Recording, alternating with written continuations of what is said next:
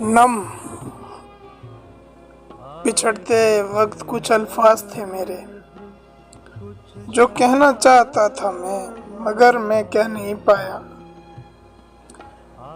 وہ میری حلق تک آئے، زباں کی گردشوں پر رقص کرنے سے قبل معدوم ہونے کی تمنا کھا گئی ان کو، کہ جیسے آسماں کی سطح پہ ٹھہرے ہوئے بادل ہوا کی بوجھ کو، گرمی کو، شدت کو سمجھ جائیں تو خود خاموش ہو کر اپنی دھرتی، اپنی مٹی، اپنے گالوں کی طرف ہی لوٹ آتے ہیں۔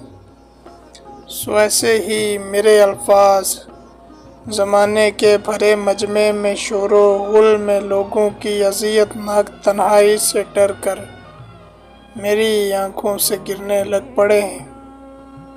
یہ آنسو، یہ میرے خاموش آنسو۔